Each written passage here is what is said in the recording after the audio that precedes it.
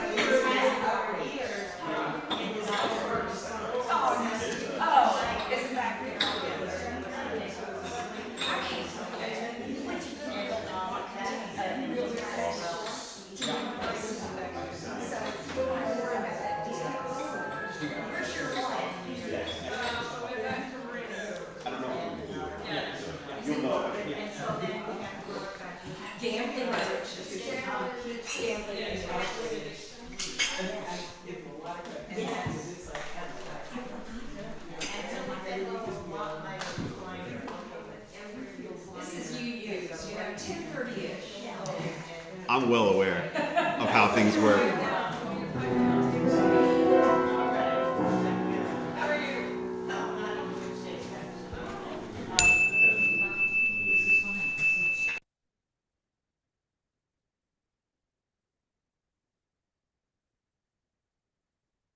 Welcome. Welcome, everyone, to the Unitarian Universalist Congregation of Oxford. I'm Andrew Fringer. I'm your board president, and I will be your worship associate for today. Whether you are a longtime member or a first-time visitor, we welcome you here. Come with an open mind, a loving heart, and willing hands. You're welcome here no matter your age, your size, the color of your hair, the color of your real hair, your skin or your eyes. Come whatever your abilities, whomever you love. We come together here to worship, which for us as Unitarian Universalists is defined as giving honor, reverence, and regard to something. In our congregation, worship does not refer to adoration, but more often to reverence and gratitude for the wonder of nature and of being. Upholding our shared values, we come together today to celebrate our interdependence and honor the spirit of generosity, all of which is centered in love. It's good to be together in this pluralistic community, in this congregation of human beings, to wake now to compassion and consciousness as we work toward a planet transformed by our care. Our guest speaker today is Dr. Ashleen Williams. She's currently an instructional associate professor at the University of Mississippi, where she also serves as the director of the Good Life program. She's an expert on early 20th century Persia and a dedicated political scientist and historian. She also does a million other things at the university for which they should be extremely grateful. So please join me in welcoming Dr. Ashleen Williams. We're glad to have you here. You'll hear from her later. Some announcements to acknowledge. They're in your order of service in the insert there. We are going to have a new member recognition and book signing on April 26th during that service. So anyone interested in joining the membership of UUCO, anyone who has joined and signed the book since August when we last did that, they'll be recognized in that service. So please let me or Reverend Sarah know if you are interested in that.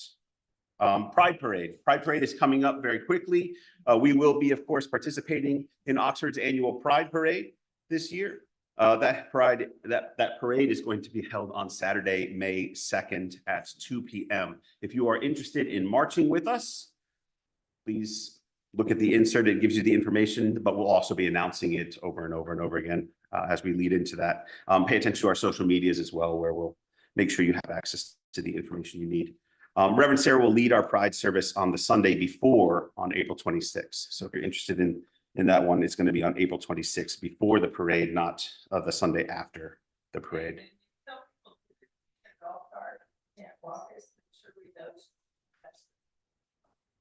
I'll say that a little bit louder. If you need a golf cart to get around for that parade, make sure you let Cheryl, who should they let know? Me? Let Valerie Booth know. She is our coordinator for the Pride Parade. I won't even be around for the next week or so. Exactly. Yeah. So let Valerie Booth know, let Reverend Sarah know. You could let me know and I'll make sure they know as well. Speaking of Reverend Sarah, she is on vacation this week. She's on her first vacation with her husband by herself for, I think, since she had children. So that's pretty cool. And it's her birthday today. Happy birthday, Reverend Sarah. Hopefully you're out having a good time. But she'll be back next week. So if you wanted to reach her, just chill and wait till next week. Okay. Our annual meeting for UCO, where we vote on our budget and new officers and all that kind of stuff. Although we only have one new officer to vote in, as far as I'm aware.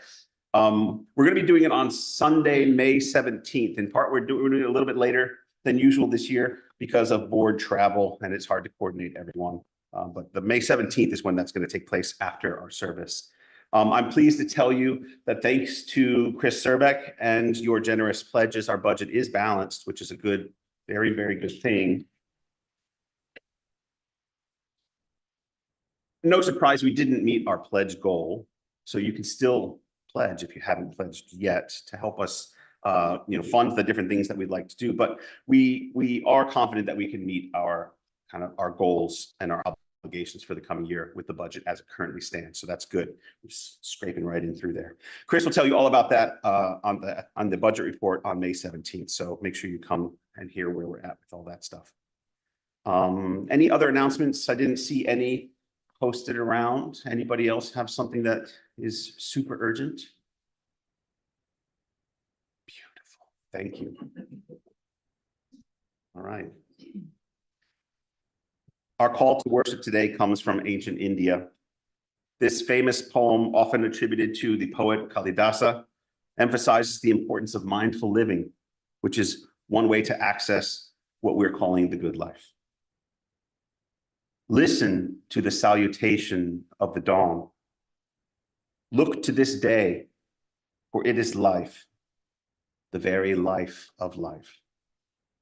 In its brief course lie all the verities and realities of our existence, the bliss of growth, the splendor of beauty.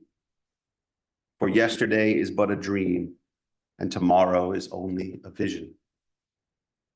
But today, well spent, makes every yesterday a dream of happiness and every tomorrow a vision of hope. Look well, therefore, to this day. Such is the salutation to the dawn. We are part of a sacred community here, and so let us offer one another a gesture of greeting. Share a moment with the folks around you, extend a hand in peace, offer a hug, not to me, or a word of welcome. Nobody's going to be hugging me. As a practice of consent, if you don't want to, just put your hand over your heart, which I'm going to do, Mark.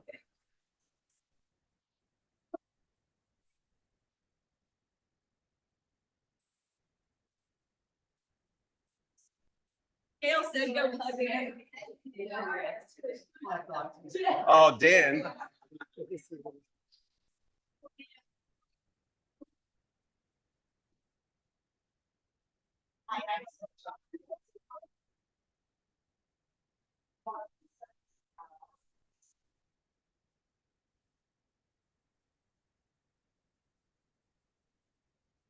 Hey, y'all.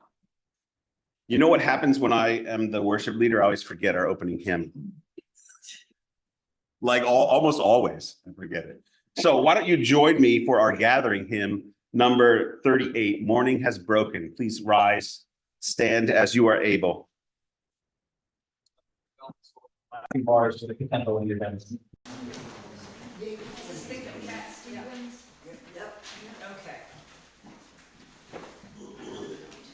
Number 38.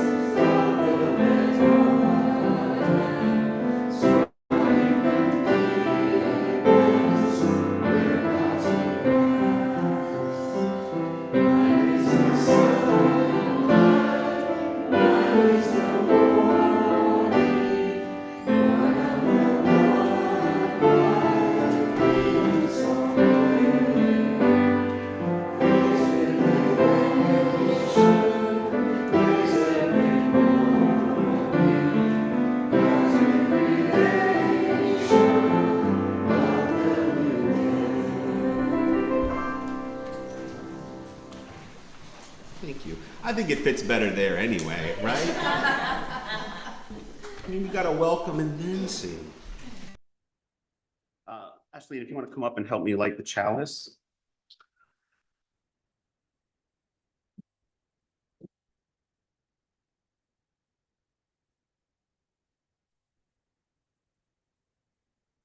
We gather this hour as a people of faith, with joys and sorrows, gifts and needs. We light this beacon of hope, sign of our quest for our truth and meaning in celebration of the life we share together. I think what we're going to do is we're going to do the time for all ages and then the song, since I screwed up the order. Thank you. So I want to invite up Afton Thomas to share our story for today.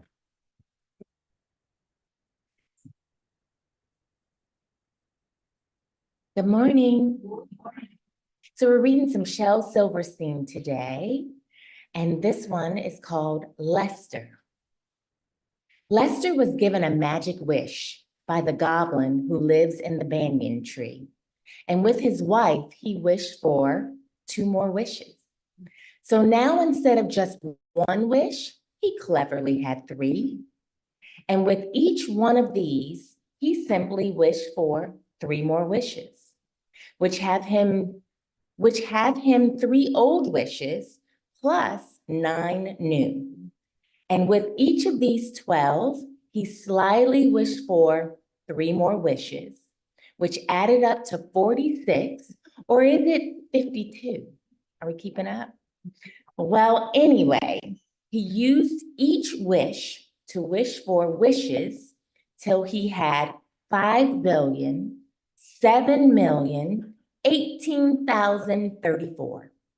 And then he spread them on the ground and clapped his hands and danced around and skipped and sang, and then sat down and wished for more. And more, and more. They multiplied. While other people smiled and cried and loved and reached and touched and felt, Lester sat amid his wealth, stacked mountain high like stacks of gold, sat and counted and grew old. And then one Thursday night, they found him dead, with his wishes piled around him. And they counted the lot and found that not a single one was missing. All shiny and new here. Take a few, and then think of Lester as you do. In a world of apples and kisses and shoes, he wasted his wishes on wishing.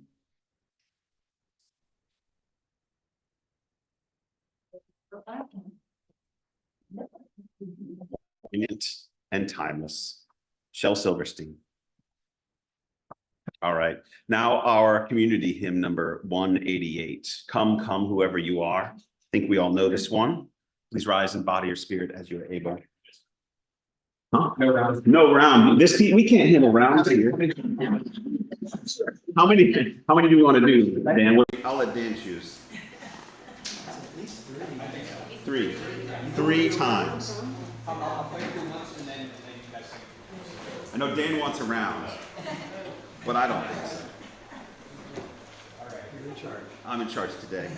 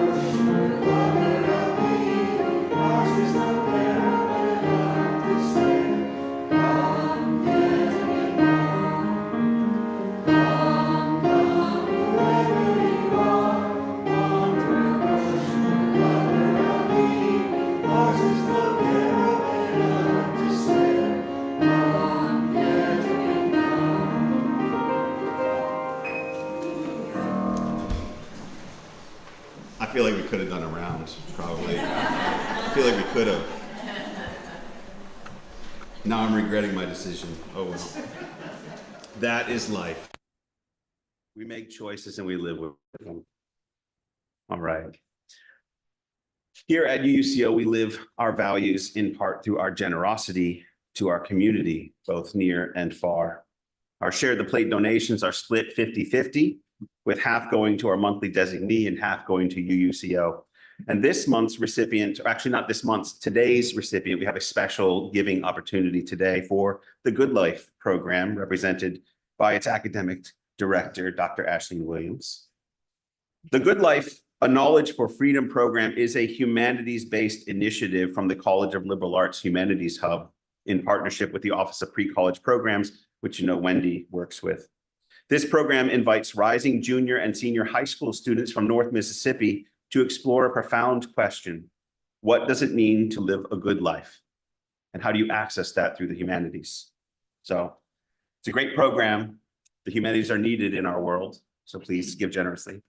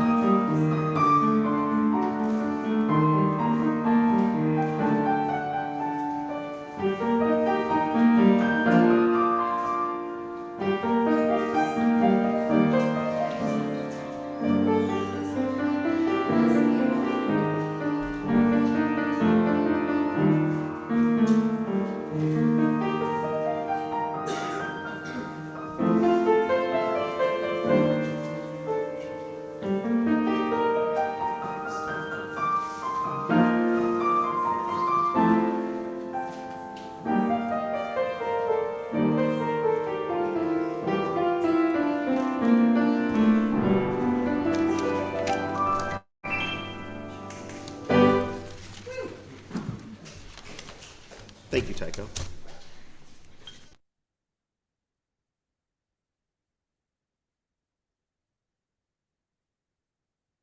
Now let us enter into our ritual of sharing what is on our hearts and in our minds. Using a pebble dropped into a bowl of water to symbolize the ripple effect of the events of our lives upon the larger community, we will now share our grief, gratitudes, and growth moments that have touched our lives since last we were together. Our first pebble is one of gratitude for our visitors and friends and our opportunity to gather here today. We have a grief from Gail Stratton. Please hold Sharon Walls and her family in your heart and in your prayers as they grieve the death of Sharon's grandchild, Sarah Bell. Please sign the card to Sharon in the entryway. It means a lot to her. Mary Caha expresses a concern. Pray for the planet and for the governments of the world to come to their senses. Keep good thoughts for Michael Leon, whose back is bothering him. Hold helpful thoughts for Harold Brumit's efforts to establish a veterans help group in the Delta. And also, my 16-year-old cat died this week. I'm sorry. Yes. From Cheryl, another grief. Keep Michaeline's family in your thoughts as they care for her aunt who has been turned over to hospice care. Sorry. And finally, a gratitude from Agnes. I'm so excited to have been accepted to NYU.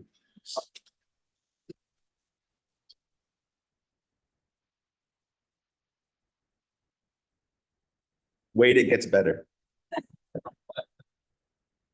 She's going to be starting her first year abroad in London. She said she's so grateful to have the opportunity to go to my dream school, study abroad, while also majoring in media stuff. What is the rest of it? Media, culture, and communication. Sorry, my eyes are so bad. Excellent. Congratulations, Agnes. That's wonderful. And then our last, finally, we drop a pebble into the water for all the grief, gratitude, and growth moments that remain unspoken. All that we hold in our hearts for ourselves and for each other and for the world is held in this community by a love that is limitless. Amen and blessed be. Thank you, Ashley. A reading from Walt Whitman. Oh me, oh life, of the questions of these recurring, of the endless trains of the faithless, of cities filled with the foolish, of myself forever reproaching myself, for who more foolish than I, and who more faithless?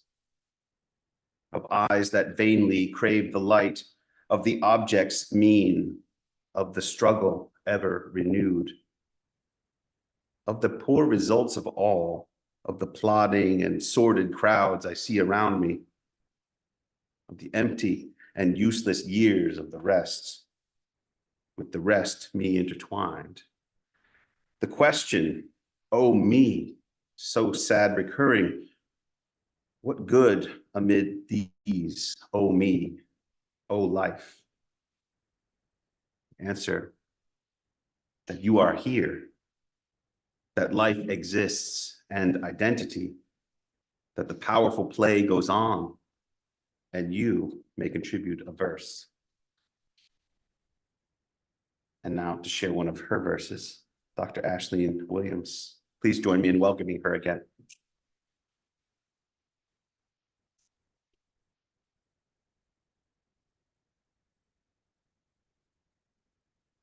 Good morning, everyone. I'm glad to be with you here today in community, and I'm incredibly grateful for the opportunity that the Drs. Franker have offered me to be here to share with you a bit about a program that continues to sustain me.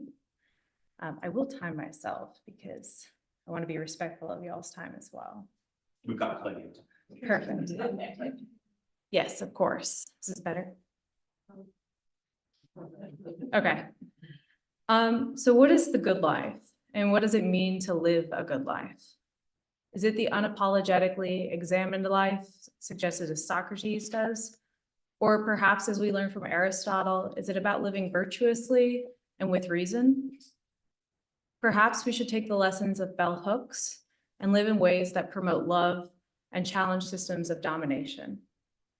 For one of our first participants in the program, Precious, when she was first introduced to that question, her thoughts were that the good life was about having a big car or big house, a great car, a good job, a high-paying career, and perhaps even being a princess. Of course, her ideas on that question have since changed, as I will share with you later. Other questions that might govern that approach have to do with how we confront the barriers and challenges to a good life in our pursuit of ways that lift each other up as we seek it out.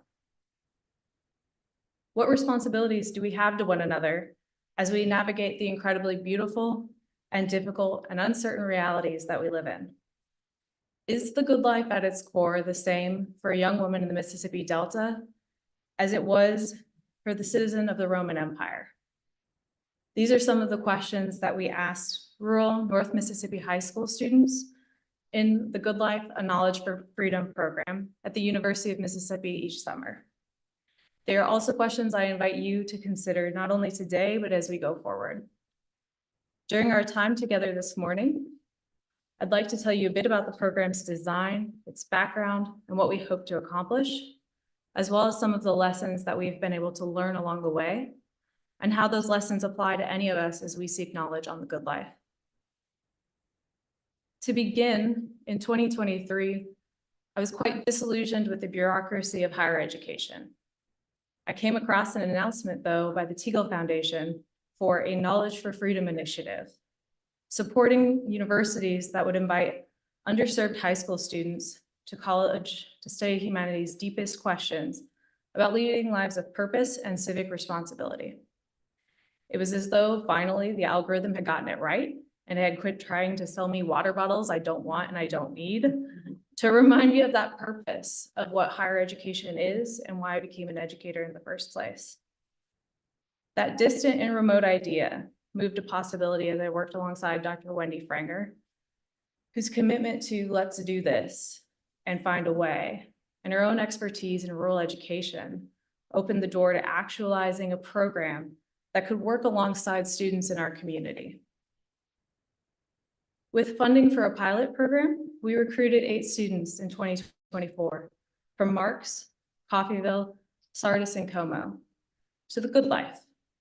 Our students stayed at the University of Mississippi campus for just 1 week, engaging in humanistic inquiry, how to college workshops, and attending various field excursions. For many of them, it was one of the first times they had the opportunity to hike. For example, we walked through Bailey's Woods to Roanoke for discussions on layered storytelling and the nuances of the past. It was also the first time for some to be in a local bookstore dedicated solely to the sale of books and exchange of ideas, like Square Books, and the powerful ways that places like this help shape our communities and the conversations that we get to have. For others, it was also the first opportunity to walk literally everywhere. And of course, as you can imagine, there were a lot of complaints. A lot of complaints. The students got the chance to meet with faculty and members of the community from a wide range of disciplines. And at the end of the week, we invited their families to conversation over lunch for a banquet dedicated to exploring that topic. What is the good life for them, for their students, and how do the students help shift that conversation in their own communities? After our week together, we transitioned to year-round academic mentoring with an eye toward college preparedness and other post-secondary savvy. That is essentially the core model of the good life. It is the opportunity for students to read difficult and great text, to wrestle with thought-provoking questions, to engage in seminar, to gain exposure to the threads that connect the past with the present and civilizations across time. And it is the chance to think about education and knowledge as a means to freedom and not just a means to a high-paying job at the end.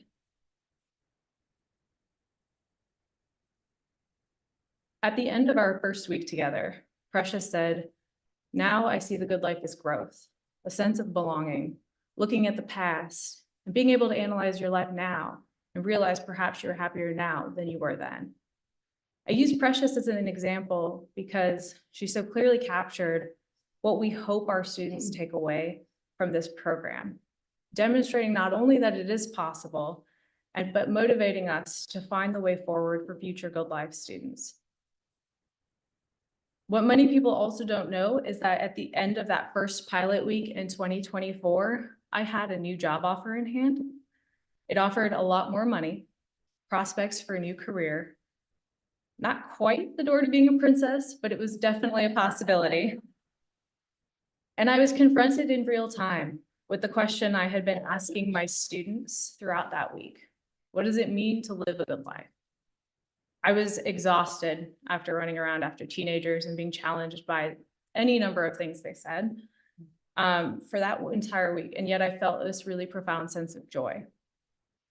I found that I needed to demonstrate that same transformation as Precious, to focus less on money and more on growth and belonging.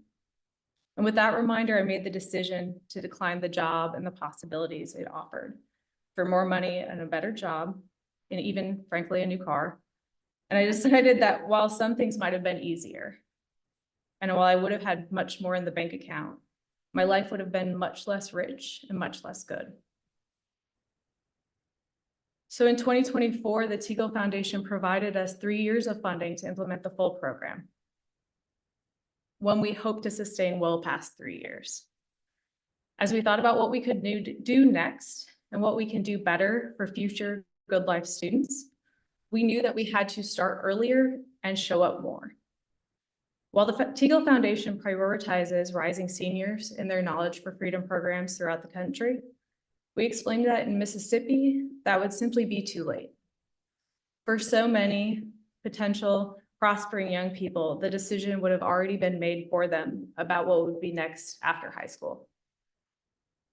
We work with students and parents from 5 Mississippi counties: Yalobusha, Panola, Tallahatchie, Quitman, and DeSoto. And now we strive for what we call the 2-year model, though eventually Wendy and I dream about making it much earlier. We invite rising juniors to campus for 1 week, followed by year-round mentoring, with that eye toward academic preparation and personal growth.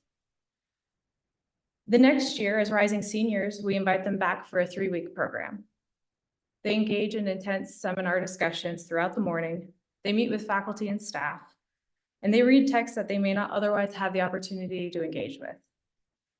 We aim to set high expectations and provide the resources that assist them in meeting those expectations. We hope, of course, that the little moments will continue to matter.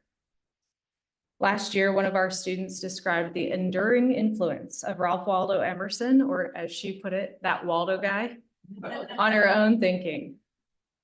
She mentioned that in his essay, Self-Reliance, that Waldo guy wrote that nothing can bring you peace but yourself. And that foolish consistency is the hobgoblin of little minds. And these were reminders for her when she is challenged to think in new ways. At the end of their summer residential program, we spend an academic year engaged in mentoring and meeting with the students. It gives us a chance to be with them in their own communities. Crucially, one of the things we ask the students to consider is that the places they come from are not places to simply get away from, as is so often the narrative of Mississippi. One way we do that is through creative writing. Last year, we asked them to give directions to their house. This one is titled Mama's House by a senior at North Panola High School. Go back to the orange brick building where Mama is yelling, "Ain't gonna say get up again." Those words always scared me because the first time she woke you up for school was the first and the last. What you did after that was on you. Go past the potholes in the road because telling someone about them in charge is about like telling them the sky is blue. Once you get to my house, you may smell a bit of barbecue because Mama doesn't just yell, she cooks too. We don't own any pets, so don't even bother to look. Instead, once you turn onto my road, you may see a couple broke crooks. We don't have much, but Mama always made a way. So if you hear a bunch of smacking and laughing, you know you made it to my place. And this brings me to one of the core lessons of the good life as program, but also as a way of living. And I hope one that any person who's an educator or who strives to work alongside youth in our communities would keep in mind. We have to show up, and not only for mentoring sessions or school visits. We must see their places and their homes as sites of community and love. We must remind students that we are invested in them and their good lives, and we make sure that our interactions are not only on our terms or with our goals in mind. We attend the activities and events that matter to them because they matter to us. Last fall, we attended volleyball games at North Panola, basketball games in Coffeyville, football games in Charleston, and even a very long debutante society presentation at Pope.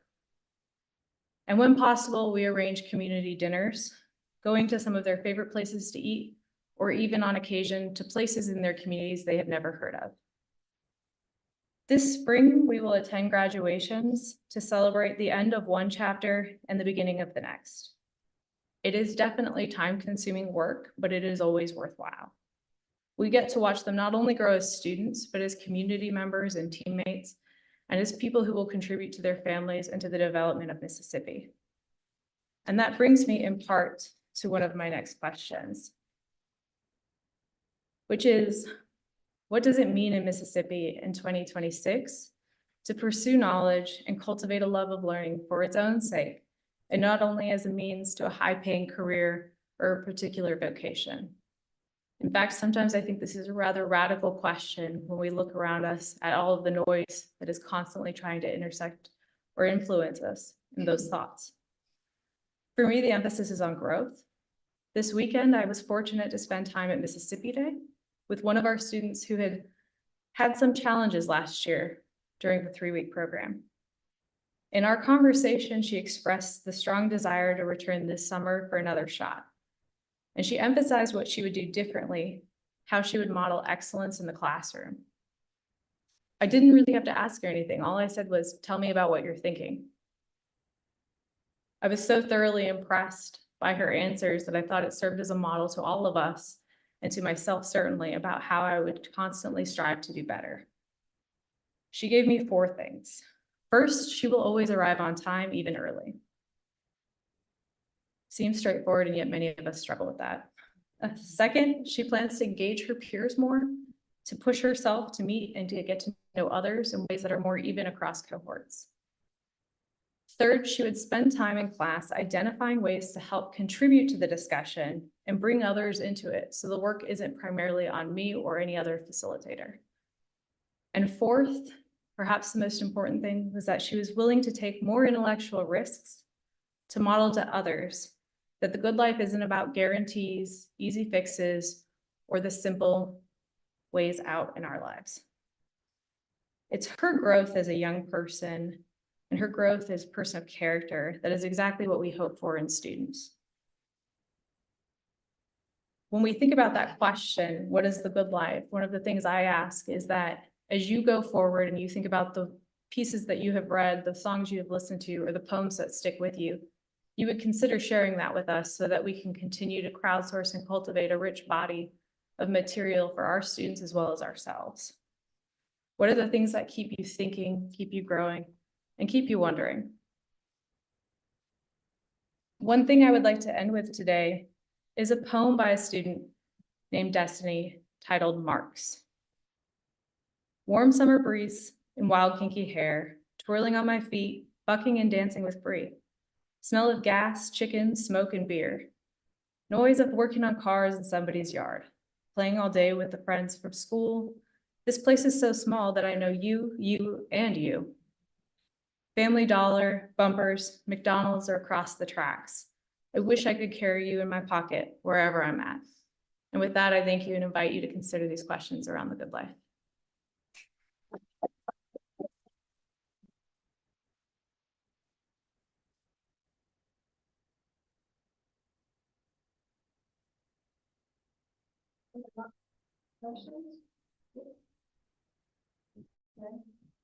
Oh, are we gonna do a Q&A?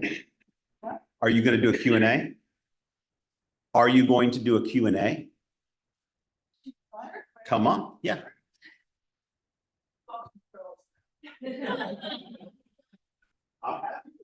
Yes, questions.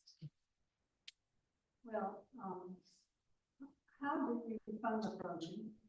So we fund the program right now with grant funding from the Teagle Foundation. Which foundation? Teagle, Teagle. It's a foundation dedicated to the humanities. We only have 3 years at the moment, so we are looking for other opportunities to continue to source funding and trying to find creative ways to do that. So if anybody has ideas, we are also welcoming any of those ideas. Bottom line, how do you evaluate the program so you get more funding? Well, so that's a great question. We operate a multi-year evaluation and multi-pronged evaluation. So the first thing that we have been doing is evaluating the program along the lines of of course I'll forget, but we administered a survey from the National Alliance for the Humanities that focuses on students' like growth over time. So they take a pre-survey, a post-survey for the program immediately after. They also take one after 6 months, 1 year, and 2 years. So we don't have our 2-year data yet since some of our students are just finishing that point, but hopefully we will soon. We also look at their like general skills and post-secondary savvy through a series of surveys and conversations. We invite our families and community members into community needs assessments to ask them what their expectations are, as well as what their hopes are, and then to constantly get feedback on how we're doing and what we might need to change. And then we've also asked the Center for Evaluation and Research, CEER, to do a staff and faculty assessment and see how it impacts or influences staff and faculty at the university, as well as to assess and evaluate the mentoring component over time. Did you ask the parents? We do ask the parents. We do. We always have a conversation with parents and solicit some of that other information. We're trying. Lots of lessons learned. So. John will be next. Yes, basically, maybe I wasn't listening carefully, but I think that every time you talked about a response, you used the word she in front of it. And my question is, I think there's a more serious problem among males. And I'm wondering whether you were able to make any progress there. We have made some progress. So admittedly, our first 8 students were young women from the schools. The second year, our 3-week program was also primarily young women who decided to join, but our 1-week program was also more evenly split with young males and young females in that program. And so one of the things that we are optimistic about this coming year is that because several of the young men were able to come to the program last year and they've been able to share information with other students, that we're starting to get more response from them. And then also attending sporting events that they care about has really kind of increased our sight or our visibility in the communities. And so we do seem to be having improved outcomes for recruiting those students. Yeah, I was just curious about the curriculum a little bit. I can tell you do some writing, you said, and we heard some of that, but you're picking out some pretty classical texts that you're referring to them. Do you have them read these things, or do you read this to them and then have a different reading list that they go out and read? Both and. Yeah. So one of the things that we do is that we do bring some of these key classical texts because that is one of the things the foundation wants us to do. But we also recognize that it's powerful for students to see how those works reflect ones that are more contemporary. So I include a lot of Jessamine Ward, Kiese Layman, Malcolm X's Prison Studies is one of the first things that we read. We try to bring in a lot of more contemporary works so that they can see some of those connections across time. So that's one of the things. We do mentored reading. We may read alongside each other because, I mean, some of these texts I tell them are still difficult for any of us, even after reading them 10, 15, 20 times. We do send them with works to read. And one of the things that we always strive to do is get them in the practice, their habit of reading for joy. So one of our first activities and one of our lessons learned is that we take them to Square Books with a small stipend so that they can purchase books that interest them, that they'll read during their time here. So we do writing, we do reading, we do a lot of critical thinking and speaking. And so we engage in a lot of Socratic seminar that way too. How do you select the students? We invite our community partners who have been identified through Dr. Franger's shop at pre-college programs to nominate students who they view as having incredible potential, but not only the students who are going to be the valedictorian or salutatorian of their classes. We want students who are big thinkers who maybe just hadn't had the opportunity yet to be in some of these spaces. And so they are nominated by their community partners. And rather than us decide if they're worthy, we bring them in. Are these all University of Mississippi students? I mean, These are all high school students. no, high school students that eventually attend, not necessarily. No, we don't care. I realize now I'm on YouTube, I think, so we of course care because it's a University of Mississippi program. But we understand that that will not be for everybody. And so, for example, some of our students will pursue military, workforce. They may go to Northwest for the first couple of years. They may take a break and return to higher education after a while. And some may come directly to university. One student who did graduate already from high school is now a student worker in pre-college programs. But other students will go first to Northwest this coming year and then to the university, and some will come straight to university and others will go into the military. Can I ask a second question? The funding program, do they give you a lot of guidance? Do other schools have the same program, or how much are you on your own and how much is given to you? So Knowledge for Freedom is a network across the United States. There are programs at Yale, Columbia.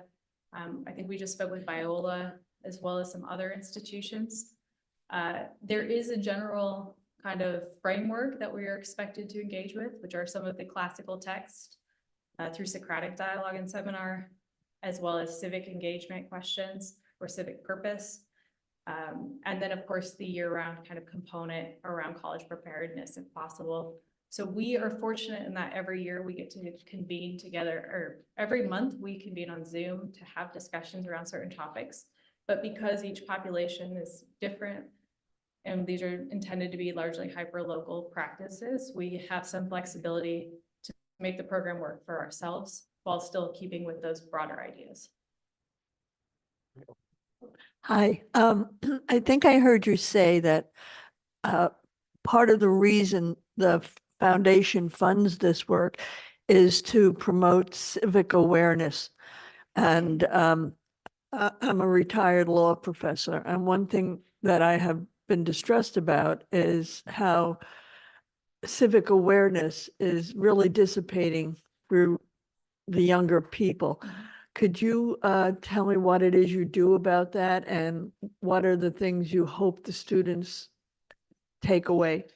Sure. So one of the things that we do is identify topics or issues that might cause them like concern, anxiety, anger sometimes. We start with that broad question. What is it that is motivating? What do you think needs changed? And then we start building some of the skills around that, like researching the topic, identifying stakeholders who are involved, community assets, as well as potentially obstacles or people who may confront them with some challenges to their desire for change. And then we also equip them with some information around like, how do you write letters and seek out information? How do you write petitions? What are some of the action items that you can engage in to actually cultivate that change? And over the 3-week program, what we try to do is build them toward like kind of an end project, which might be an informational campaign, it might be a petition, it might be different things, but to actually build some of those skill sets and have them practice like putting pen to paper to enact that change rather than just identify it and say, oh, well, it's a problem I'll never be able to fix. Are the students of voting age yet? Not yet. They can register. That is, on the question of assessment, one thing that we do know is that students who previously were not potentially excited about registering to vote will now say that they will vote, or they will contact a public official. First off, I think you have a great program, a much needed one. Do you have any data as to the retention of these students in your program? So as in from year 1 to year 2, or from other types of retention for high school? I guess from year 1, year 2, if they stayed with you going through. So I can give you early data. In our first year, we had 6 out of 8 students return for the 3-year program. 1 student went to Vanderbilt for a research program, so we don't count that as a negative. We view that as a positive. And then the other student graduated from high school and decided to attend the University of Mississippi and now works in pre-college programs alongside this program in many ways. So in terms of absolute retention, 6 out of 8 for that one. More recently, we've had 24 students participate in the program. We tend to have at least 8 to 12 regularly in touch for the return visits. Of course, they have a lot of competing issues with their time. So we do know that will fluctuate over the year. We are now enrolling our next cohort, so I don't have any numbers on how many plan to return. I do know that out of the students who were eligible for another round of 3-week programming because of their age range, at least 3 out of the 5 have already committed to coming back, and we are still working on finding out our numbers from the 1-week program to the 3-week program. What was your criteria for choosing those counties? One of my criteria had to do with, this sounds selfish, but I wanted to think about places that don't have immediate access to places that only sell books. So one of the things we looked for were communities that were perhaps at least 20 miles away from a place solely dedicated to the sale of books. The other things that were criteria had to do with access to certain types of opportunities. And then for the funder, identifying places where you may have 100% free and reduced lunch program access. So those were kind of our broad range of criteria, but we also put that in because that would apply to many schools in Mississippi, to places that were within an hour and a half so that we can show up in community. so that we can have regular mentorship conversations and work alongside our partners who are like really on the ground to make sure that we're getting students in, and that if we can't see them, we call them and ask, have you seen this person? Can you give us an update? And so some of it was about existing relationships. Other things had to do with criteria like access to bookstores and other opportunities. And then also some of the more funder priorities. Did you have to get any permission from, did I interrupt You, somebody? no, it's fine. Can you speak just so the stream can? Oh, the stream. I thought I'm loud. Ashleen, did you have to get approval or any sort of okay? How much of your time from your job at the university is spent on this program? And is it fully supported by the faculty and the, I want to say management, whatever it is at a school? You know what I'm saying? I do. We did definitely have to get permission. Anytime you receive funding from external resources, you should seek permission from the university. We've been very fortunate in that the chancellor of the university loves this type of program, as does Provost Wilkin, and the associate provost, Dr. Tony Amater, who oversees outreach, which pre-college programs falls under. And so we've been fortunate that the permission has been there and that they've been willing to see this kind of play out. In terms of how much of my job it is, I think officially it's maybe 6 weeks in the summer. And unofficially, it's more than that. Yeah. We vote. Yeah. I had a similar question regarding DEI with the hostility for DEI programs from the federal administration and the state administration. I'm wondering if you consider your program to be a DEI program or have DEI components or be DEI adjacents, and if you are sensing any difficulties with dealing with those pressures from the government. So I think that our program, broadly like speaking, is about doing what's best for the state of Mississippi.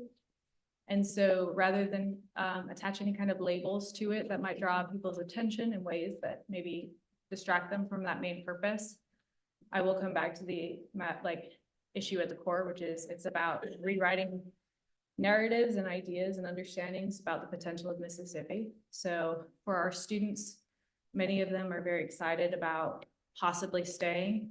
Others desire deeply to leave, but are willing to like revisit those questions, which I think are in line with some of the more obvious concerns of the state around brain drain, for example. In terms of other challenges, what we have found broadly is that pretty much everyone we've asked, and we do ask people from a wide variety of political backgrounds and beliefs to participate. They're always excited to show up because they view this as something that is deeply connected to what they care about. That question of how do we live a better life or a good life? How do we access it? That really speaks across any type of political background or ideology. And so even folks we might have anticipated might push back a little bit or be skeptical, they really jump in and like put their full effort into it, if that makes sense. Just one more question. Are there any terms that you have to avoid for applying, or any words, for instance, that you have to avoid for applying for these grants, like women or whatever? Well, while we're being videotaped here on an internet platform, I will say that I don't generally avoid terms, but I do think about framing, because it's the same question I would ask my students to think about. It's like, how do they frame questions for their own lives? And fundamentally, right, if you're in a conversation with an audience, and this is something I try to help them with, if you're having a conversation with an audience who will immediately be shut off from the way we frame something, we have to constantly be thinking about how do we still drive that message forward? Because ultimately we are all kind of moving toward that same broader goal. And when we are able to have those conversations and have those kind of collaborative experiences, I often think that people are willing to let their guard down and come into that conversation in different ways. So sometimes I frame the question differently. I wouldn't say I avoid any specific words. Can I ask one last question? Can we sign up? Yeah. Actually, when I said that thing about creative ways of funding, I will provide you information as soon as I develop something that would allow you to sign up for such a program. So, thank you.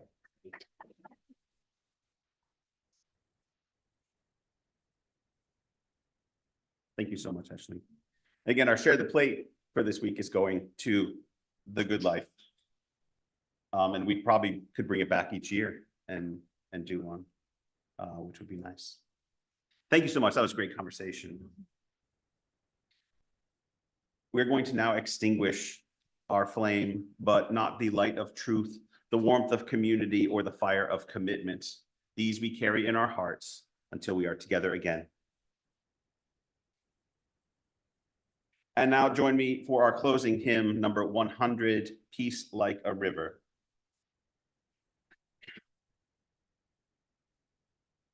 Again, one we know pretty well. I'll use the first ending that repeated as an intro, and don't forget about the 2 verses 5 or 6, not 4.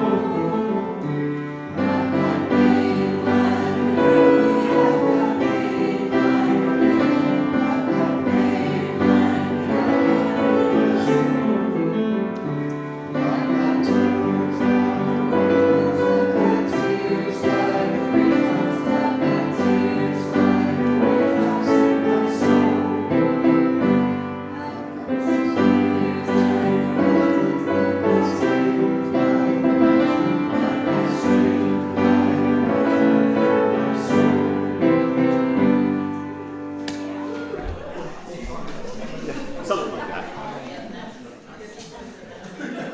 All right, please remain standing for our community blessing. Our words are go in peace, believe in peace, create peace, be peace. Go in peace, believe in peace, create peace, be peace. Thank you all.